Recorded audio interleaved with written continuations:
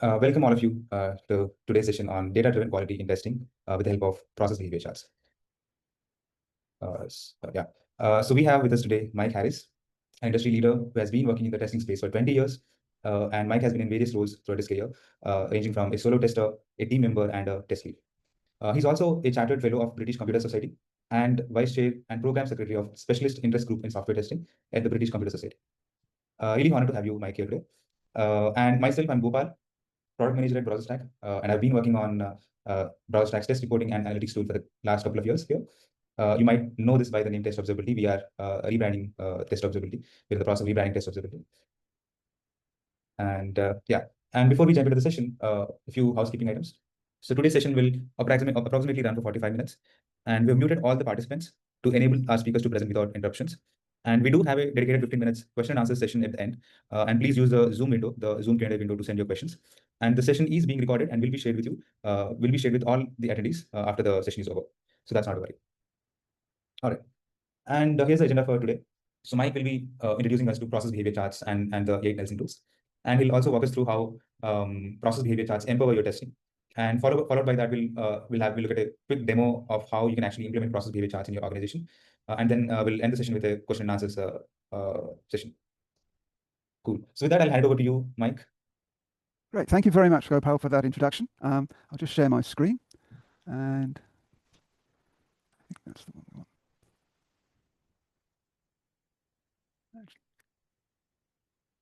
Sorry about 1 minute, just share my screen. Here we are, great. Thank you. Should all now be able to see my screen. Hello, my name's Mike Harris. My pronouns are he and him. And I'm going to speak to you today about process behavior charts, which are a technique that will help you with your leadership. And it's a form of analysis that's very widely used. This technique was in use before I started work, and I expect it to continue to be used long after I retire. Before I start, I'm going to say a couple of words about myself. I'm an experienced testing professional, and I'm the co-author of 2 ebooks. I'm a conference organizer, such as last week's SIGGIS conference in London. I'm a conference speaker and a blogger, and I'm also vice chair of the British Computer Society's Specialist Interest Group in Software Testing. I'm going to speak to you about control charts, and there's a mock-up of a control chart on this slide here. These charts started with Walter Schuhart's memo at Bell Telephones in 1924. They are a tool for improving quality and are widely used today. For example, if like me, you've got a Fitbit, then the charts that are used to display your health data are based on control charts. Control charts can also be called process behavior charts, and I'm going to use that term because it's more descriptive. Now, in the early 1920s, Bell Telephones were building the first national telephone system for the USA. This was a massive project, as you can imagine. The telephones were made at the Hawthorne Works in Chicago, and Bell Telephones wanted every telephone that they made to be alike. And they advertised as nothing was alike as 2 telephones. Walter Schuhart was focused on improving the quality of the telephones. And to this end, he sent a memo to his manager on the 16th of May 1924. The memo included a drawing of a process behavior chart. There was no fanfare. There was no fireworks. But there should have been. Because from that moment forward, the cause of failures can be seen as the process and not the individual. This is the beginning of the quality movement, of quality assurance, of quality engineering. And without it, I don't think BrowserStack would be selling the same range of services as they are today, because BrowserStack is part of that quality engineering, quality assurance space.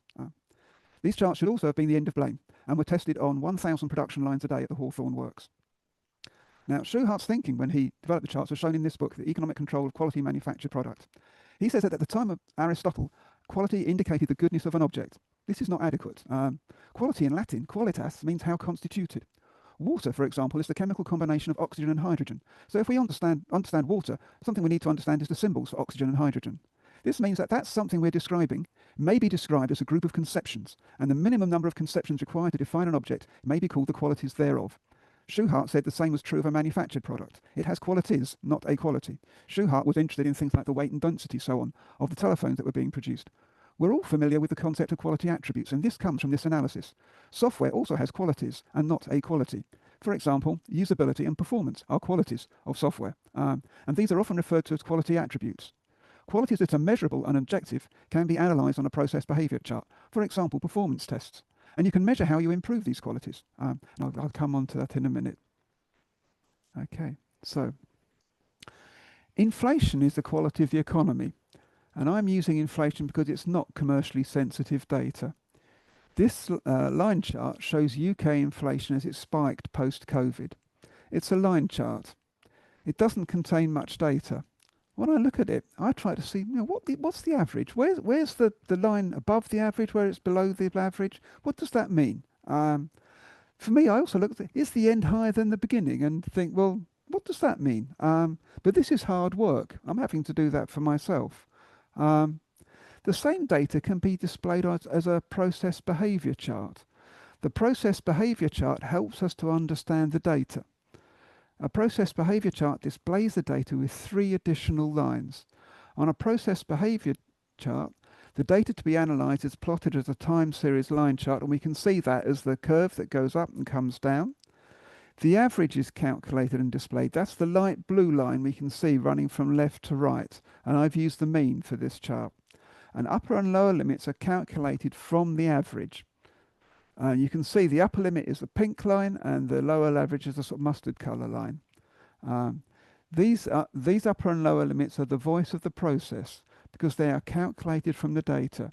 You do not control the limits, they are set by the data. This helps us because we can see the data against the average. We can see where we're above average and when we're below average. We can also see when there are data points outside the control limits. And data points outside the control limits are said to have a special cause and are caused by fleeting events such as a power outage or COVID. And here we can see that we have special cause events outside the upper limits and lower limits, and that they were caused by something special. We know that was COVID. Faults of the system occur inside the control limits and are said to have a common cause. Knowing whether an event has a special cause or a common cause helps us to decide how to react to it. If a process remains inside the control limits, it is said to be in statistical control. We can see that UK inflation at this time was not in statistical control and therefore had a special cause. And we know that the cause was COVID. It's also worth pointing out that there are no targets or goals on the chart. Targets and goals are the voice of the customer. This chart shows the voice of the process. Now, we can use process behavior charts to help our analysis by creating an XMR chart. An X chart is shown at the top of this slide. It's called X because X bar is a symbol for average. And this is very much like the process behavior chart we saw earlier, except that the upper and lower limits are calculated using the average moving range. The MR chart is shown at the bottom of the slide. This shows the moving ranges. So together the 2 charts are called an XMR chart. The moving ranges are the jagged blue line at the bottom of the chart. These are the differences between the data points in the time series data. And I've calculated the average of the moving ranges, which is the mustard line, and an upper limit based on the average, which is the pink line. From this, we can see the events that cause the changes in the time series. You can see that there are 2 spikes in the jagged line at the bottom. These are 2 spikes in the moving ranges. This is when the time series data changes by the largest amount. So as you look along the moving ranges, you see a spike going up. This points to when the inflation started to rise fastest. And if you look further along the moving ranges to the right, you can see another spike. This shows when inflation started to fall. So you can see you have 2 events there, which is when inflation changed by a large amount. These are events you would want to investigate. This chart cuts out noise because you see exactly which events to investigate.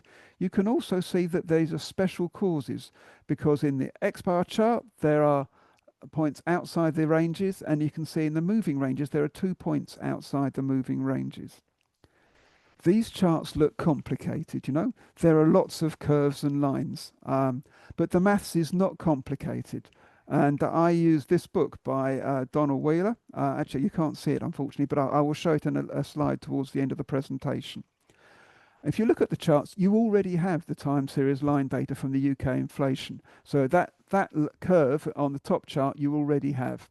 To calculate the moving ranges, I used an ABS function. These charts are created using TypeScript, but if you use any package to create these charts, you'll find an ABS function in there, and you can calculate the difference between 2 numbers for you, and you can create the moving ranges in that way.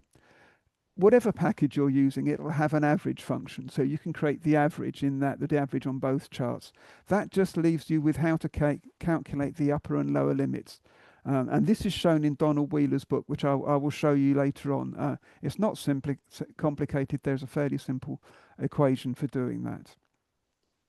Now, Walter Schuhart, when he originally created these charts, used 3 sigmas for the limits of the XMR charts, and he calculated the upper and lower limits by having 3 standard deviations above the average and 3 standard deviations below the average to create the upper and lower limits. But these XMR charts do that differently. So they create the limits, calculate limits based on the moving ranges. And the XMR charts are now recommended by Donald Wheeler and are widely used, for example, by the English National Health Service. XMR charts are attributed to W.J. Jennett, who created them while working for the MO Valve Company in Wembley in Great Britain in 1942. And Jennett proposed using a technique that had been used for studying the ballistics of artillery shells in the 1890s. And people say he was likely influenced by a paper by von Neumann. And in doing so, he created a general technique for process control charts that can apply to any type of data. Now, performance is a measurable and objective quality of the application, and performance is actually what came up on the poll as being the quality attribute that people were most interested. An example of performance data would be page load time. Now, what if the data in the chart was not inflation, but was data from the performance test that you had run, for example, looking at page load time? What could an XMR chart do for the analysis of your performance test results? And in this case, as in defining quality, variation is the enemy of quality. You want consistently good page load times. You don't want, as on this chart, and look at the X chart at the top, page load time which starts off low, go high, and then fall low again. You don't want variation. So using these charts, you could look and say, is my page load time under statistical control? And it's not. You can see that it's not. And if you're not happy with the test results, you can look to the causes. Are they special or common causes? Well, here you can see there's a special cause because your page load time is going outside the upper and lower limits, and the moving ranges show 2 spikes. So you know that also there are 2 events to investigate. There's one big spike which goes above the upper limit on the moving ranges and tells you this is when your performance test results started to increase in the values they were returning. Something was going wrong here. And at the end, you can see there's another spike, and you can see something started to change here for the better. So you'd want to investigate those 2 events. What you could also do is change your frame of view, because you could ask yourself, how many systems are shown in this chart? It's not just one system. You could say there are 3 systems. The first system is up to the first spike in the moving ranges. The second system is between the 2 spikes, and the third system is after the second spike. Each of the 3 systems has their own averages and their own control limits. You can ask yourself, what is the story if you create a process behavior chart for each of those systems? Because maybe the average has improved at the end. Maybe the level of variation has got worse at the end. And you would want to know that because those will help you inform you as to what's going on with your page load times. Now, process behavior charts are not signal and noise. Signal points outside the control limits, and noise points inside the control limits. This approach filters out noise by the construction of the control limits. Signals are indicated by the points which fall outside the control limits, or by obvious non-random patterns of variation around the central line, the average. And there are 8 rules that you can use to analyze these obvious non-random patterns of variation around the average. The first rule is that if one point is more than 3 standard deviations from the mean, you want to know what that is, because that point is an outlier. What happened there? Rule 2, if 9 or more points in a row are on the same side of the mean, well, there's a grouping there you want to understand because that's affecting your results. Rule 3, if 6 or more points in a row are continually increasing or decreasing, well, there's something happening in your data then. It's either rising or falling, and you want to know why. Rule 4, 14 or more points in a row alternate in direction, increasing and then decreasing. They're zigzagging like this, you know. And one of the people I learned a lot about process behavior charts from is Dennis Sargent, who was a senior manager at AT&T in the United States. And he used this rule. He said he once received data from someone and it conformed to this pattern, zigzagging up and down. And he knew from these rules it cannot be real. So he asked them what was happening with the data. And they said to him, well, I've been filling in that form for 30 years and I've always made the data up. And you're the first person to notice. Well, Dennis noticed because he used these rules. He noticed because he used these charts. And from that point forward, AT&T had accurate data on that point. Rule 5 is if 2 or 3 of the 3 points in a row are more than 2 standard deviations from the mean in the same direction. Again, you've got a grouping there in your data you want to stand. Rule 6, 4 or 5 out of 5 points in a row are more than 1 standard deviation from the mean in one direction. So this is a grouping that's away from the mean, away from the average. Rule 7, 15 points in a row are all within 1 standard deviation of the mean on either side of the mean. So you've got a very tight grouping around the average, which you want to understand. And rule 8, 8 points in a row exist, but none within standard deviation of the mean, and the points are in both the directions from the mean. So you want to understand that strange grouping of your data so that you can understand what's going on. As I understand it, the first 4 of these rules were created by Bell telephones in the 1950s, and the second 4 of the rules were created by Lloyd Nelson in the 1980s when he was working for a subsidiary of Ricoh. Now, here is a new process behavior chart, this time of fake performance data. The time series data is within the control limits. You can see that in the top chart. What is being measured is under statistical control.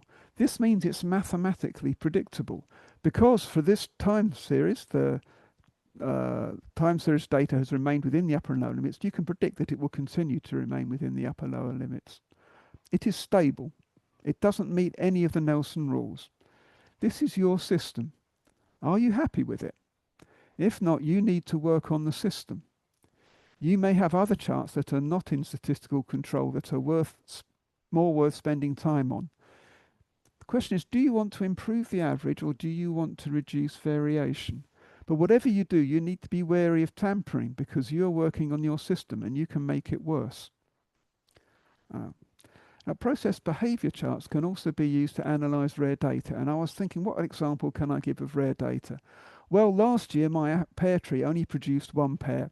And if you're analyzing data from pear trees that produce very small amounts of pears, then actually you would be wanting to analyze rare data. I once worked at a startup where we only needed to fix a bug once every 6 weeks on average. And if I created a line chart showing when we fixed a bug, it would have looked something like this. It doesn't tell us very much. It tells us there's never more than 1 bug at a time. It looks like bugs might be getting more frequent towards the end of the year. But should I be worried? Is the number of bugs increasing? Should I be content? There's only 1 bug at a time. A line chart is not very helpful. It just goes up and down. Now, I can analyze the counts of bugs fixed in a process behavior chart. Viewing the count of bugs in a process behavior chart gives me a little more insight. The chart shows that the time series stays within the upper and lower limits, which means that the number of bugs is under statistical control. But should I be happy? XMR charts apply to any type of data, not just counts. A bug being fixed in this company is rare data. Instead of counting the number of bugs fixed, I can measure the average number of bugs fixed in a time period. I calculated the number of bugs per month in a spreadsheet, and you can see the spreadsheet here. I then analyzed the data in an XMR chart. The X chart here shows that the number of bugs per month rose during the year, and then fell, and then it rose close to the upper limit towards the end of the year. The upper and lower limits are not targets or goals that have been added to the chart. They have been calculated from the data, and so are the voice of the process. If the data points go outside the limits, the process is said to be out of statistical control. The moving ranges chart shows that the rate of increase rose twice. The analysis provided by the XMR chart provides insight regarding the rate at which bugs need to be fixed. The X chart shows that the rate of bugs needing to be fixed is increasing. The increases are occurring within the upper and lower limits. Changes in the time series outside the upper and lower limits are due to special causes, that is, fleeting events. Change within the upper and lower limits are due to common causes, that they are faults of the system. The increase in the rate at which the bugs need to be fixed within the upper and lower limits, so it is a fault of the system. The moving ranges chart shows 2 dates when the increases occur. The company can use this analysis to decide if it wants to find and address the causes of the increases. The changes is the system. The company may decide that because the rate of fixing bugs is under statistical control, it has more important issues to deal with. However, if it does want to find and address the causes of the rate of increase, the analysis provided by the XMR chart will help. Now, process behavior charts plus the Deming cycle is a process of continual improvement.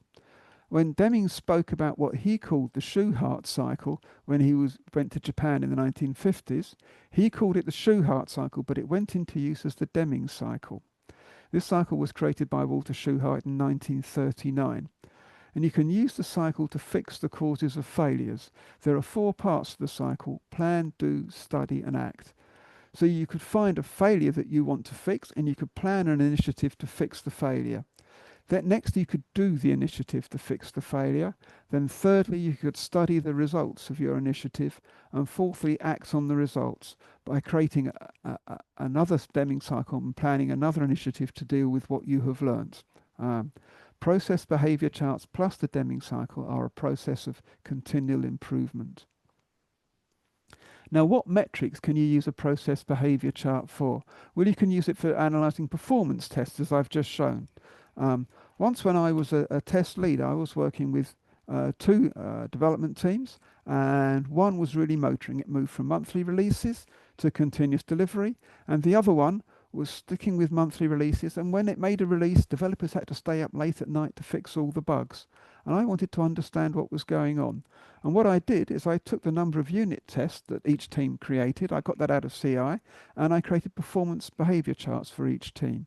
And the team that was really motoring, the number of unit tests created each week remained constant. They were following good engineering practice. Their process was under statistical control. For the other team that was having problems, some weeks they created unit tests, some weeks they didn't. Some weeks they deleted unit tests. So their process was not in statistical control. With that information, I was able to have a conversation with senior management about what was happening with the 2 teams, how the team that was successful followed good engineering practice and was creating unit tests as they worked, and the team that had problems wasn't. Another person I learned a lot about these charts from is John Willis, who's one of the founders of DevOps. And he says that when he was a senior director at Red Hat, he used to have one chart for each of his development teams. And that chart showed the frequency of deployments. If a team was having problems with its deployments and the frequency fell, he could see that from the chart, and he could see that they needed help, and he could go and contact them and offer them help. You could also look at the frequency of incidents with these charts and other issues. Now, metrics without process behavior charts can be like driving while looking in the rear view mirror. This can be because if you look at last month or last year to predict this year, but this month of this year can be different.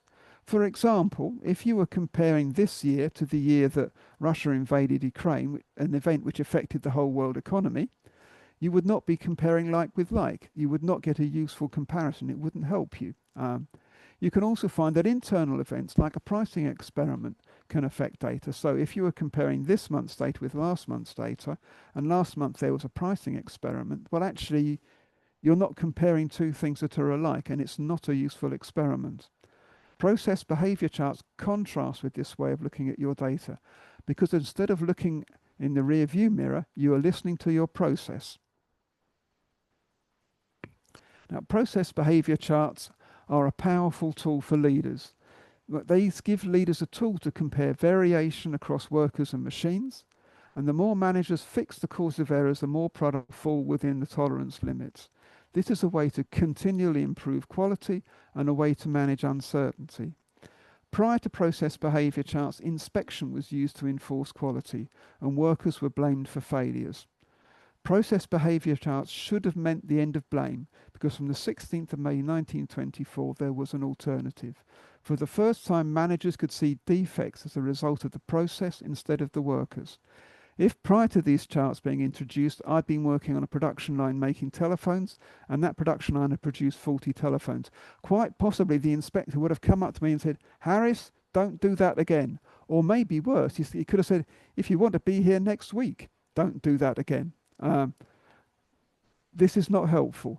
Introducing these charts enables leaders and testers to use systems thinking to understand the causes of failures, because failures are the result of the system.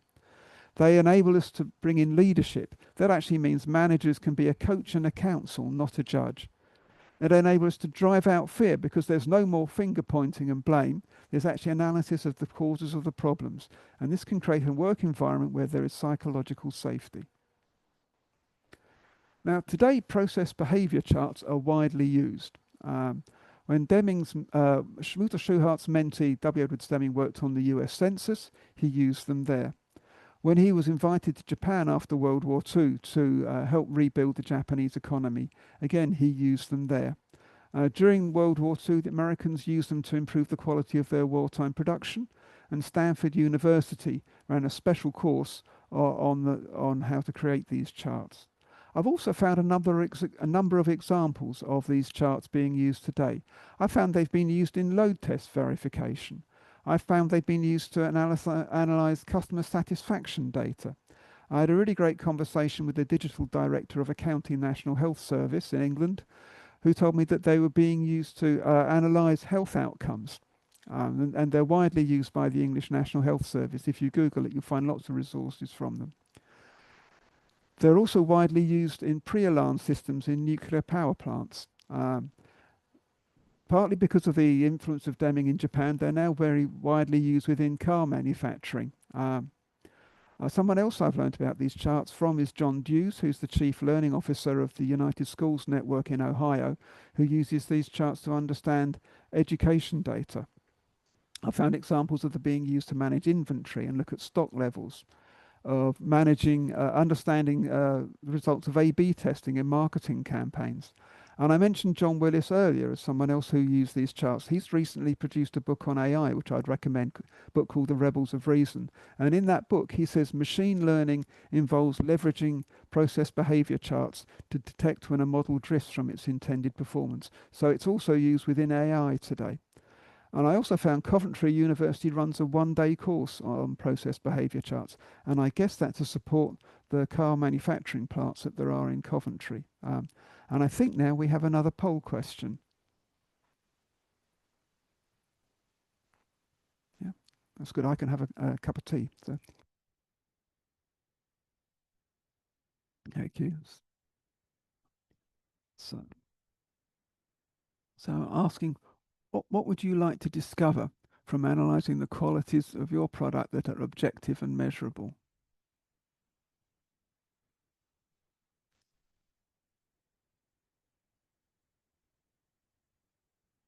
Yeah, has the product failed due to a fleeting event, a one-off cause?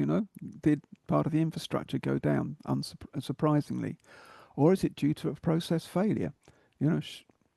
Does this is this piece of infrastructure something that has issues and is you need to be looking at your processes around it?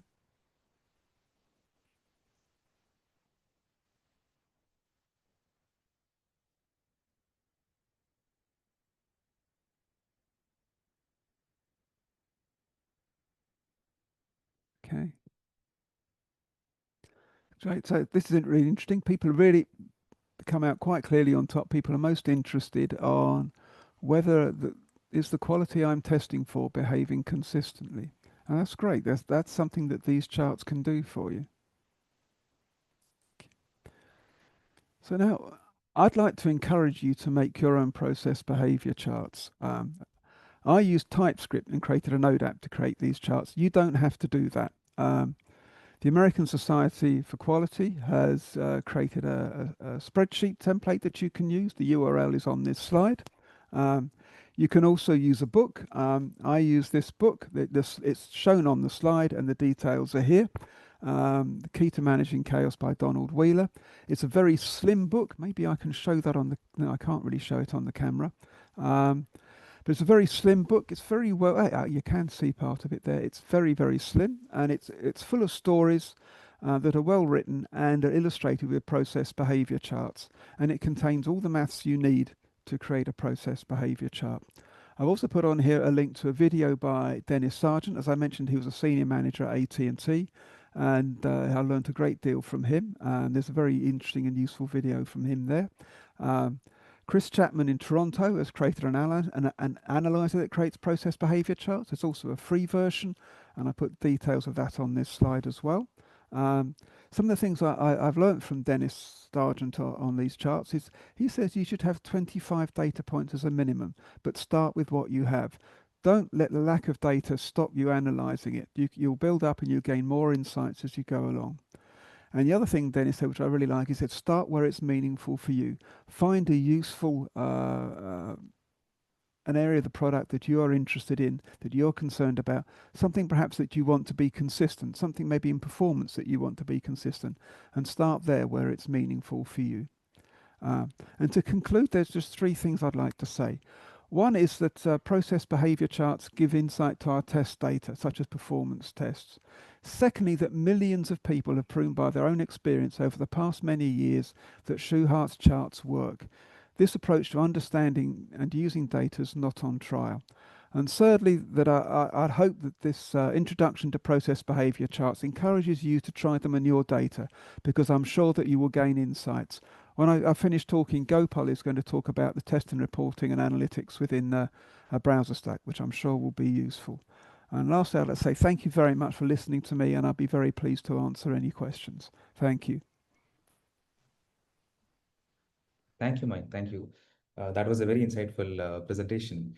I mean, what really stood out for me is the ability to really go beyond subjective analysis of individual failures and identify insights from trend lines objectively. It sounds very powerful to me, right? Because the ability to distinguish between noise and real changes could be game changing, because the CI runs are becoming very frequent and failures are very common, right? So Yes. differentiating noise from the changes could I think, be really game changer. All right. So, I mean, I would, after knowing all of this and after getting exposed to all these concepts, I would really want to implement these concepts in my organization, right? Yeah. And let's quickly try to understand what are the things that are needed to implement these concepts in your organization, and try to identify a tool also. Right, let me share my screen. Okay. Thank you. All right, can you see my screen? Yep. Yep. Cool. Thank you. All right. So the first and the foremost thing that we need to get started with implementing process behavior charts at scale is you need all your test result data in one common place on one single platform. Irrespective of where your tests are running, they could be running locally, they could be running on some cloud grid, and irrespective of who is running the tests, which team, which module, and which type of test they are, right? It could be functional tests, it could be API tests, unit tests, or performance tests. You would want all of your test result data in one single place, so that you can really derive these insights, right?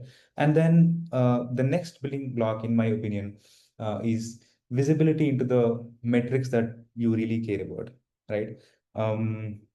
It could be, for example, the stability of your automation suite, or the performance of your test cases, or like Mike called out, you might want to have visibility on the trend of your unit test cases. So whatever key metric that you want to really track, you need visibility into that. For example, let's say if you want to track flakiness, you need to be able to identify which tests are flaky from your test results. So you need this visibility to really unlock the potential. And then the final building block, the ability to create charts and trend lines out of these data, right? So that's where you get to see the actual trend and see if your metrics are going beyond and below your uh, the maximum and minimum lines that Mike was talking about, right? So you could do all of these in sheets very well. I mean, that's one option. You can bring all of your data into one place and then create charts. But the problem is it's not scalable. And it's also very high maintenance because you would really have to manually bring data into sheets. And in my opinion, is not scalable. And don't worry, we have the perfect solution for you. And that's BrowserStack's test reporting and analytics, right? Um, I mean, in a nutshell, while process behavior charts give you a framework to trust your trend lines, BrowserStack's test reporting and analytics gives you the tooling needed to apply these concepts at scale, right? And let's quickly try to understand how, right? So I have the test reporting and analytics tool that I just talked about open here. So the first building block that we talked about, right, is bring all your test result data into one single place. So you can integrate with test reporting and analytics very easily. It takes less than 5 minutes, and the tool supports a wide range of frameworks already, and it has SDKs available for most of the common frameworks, right? And once you integrate using one of the BrowserStack's SDKs, all of your builds data will automatically flow into the test reporting and analytics tool here like this, right? And again, I want to stress on the fact that you can integrate your test suits irrespective of where they are running on. They could be running locally, they could be running on BrowserStack, they could be running on some other grid. It doesn't matter. And you can also bring in all kinds of your tests. It could be functional tests, it could be API tests, it could be unit tests, right? So that's the first tick mark, right?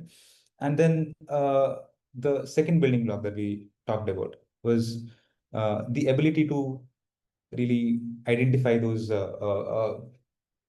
key metrics, right? Let me briefly go to the previous page. So this page here lists all the automation builds that are running in my CI. They're automatically synced because I integrated with the tool.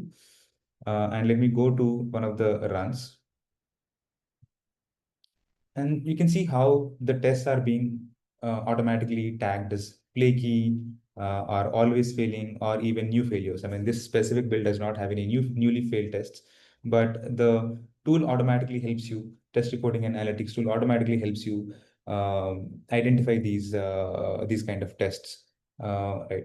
And it also provides visibility into the stability of your build, right? What is the current stability? How performant is your build?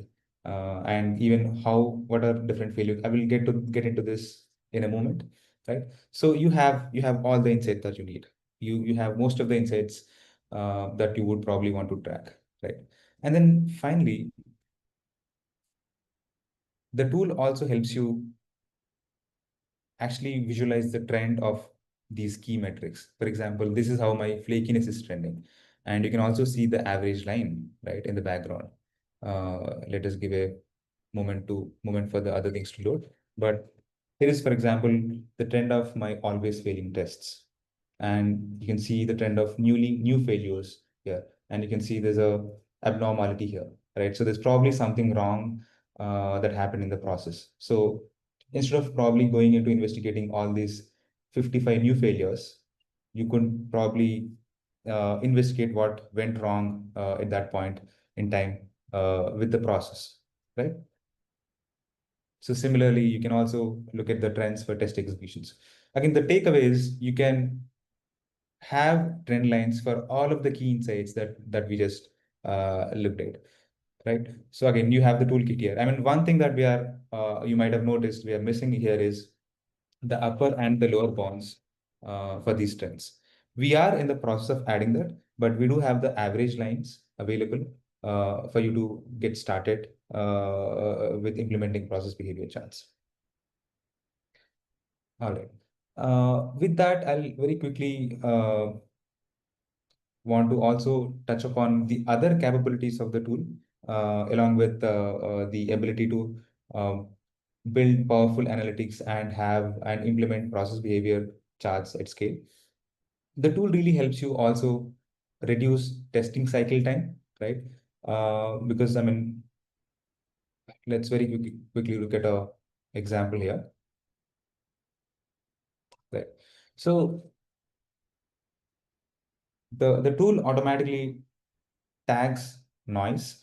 So it really helps you eliminate noise and get to the genuine failures directly. So you wouldn't have to investigate all the failures. For example, in this case, though there are 100 failures, uh, there are only 10 unique errors, meaning 10, 10 unique errors have caused 100 of these failures. And you wouldn't really have to go through all of these 100 individual test failures. If you investigate these 10 failures, you would be able to sign off on the build quicker. So that way, the tool helps you get through noise and get to the genuine failures. It also helps you with automatic failure categorization, as you see here. So the tool uh, automatically categorizes the failed tests into these categories based on your previous taggings, again helping you cut down your investigation time. So, and the best part is you can also completely automate this. You can create workflows to completely automate this verification, create custom rules like if my stability goes below a particular threshold, let me know, just notify me, or fail the build automatically, or fail the PR or approve the PR automatically. You can have such workflows implemented, end-to-end workflows implemented. And the tool also helps you improve your automation health overall, along with providing visibility into your health. So these two dashboards here, test health and unique errors, it gives you visibility into the top failing tests in your automation suite, or the top underperforming tests, right? You can just focus on any of the tests, and you can also look at all the trends and analyze, apply the uh, process behavior chart concepts even here,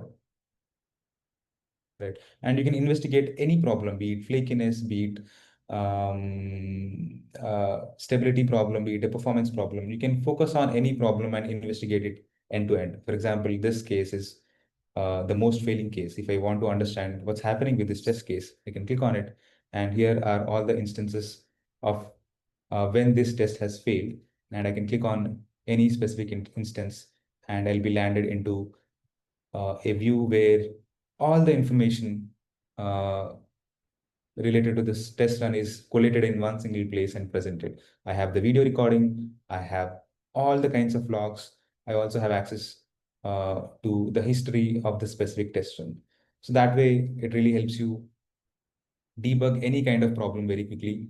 It fast tracks the sign off process. It helps you improve your test health and automation health, test health and yeah, your automation suite health in general. All right, and we already covered the 360-degree visibility on how you can bring all different kinds of tests onto this platform and get complete visibility into your automation. And if you're already using BrowserStack's Automate or App Automate products, all of your data is already flowing into this test reporting and analytics tool. By the way, the test reporting and analytics tool was previously referred as was known as test observability. You might have heard that name, if not test reporting and analytics. So don't be confused.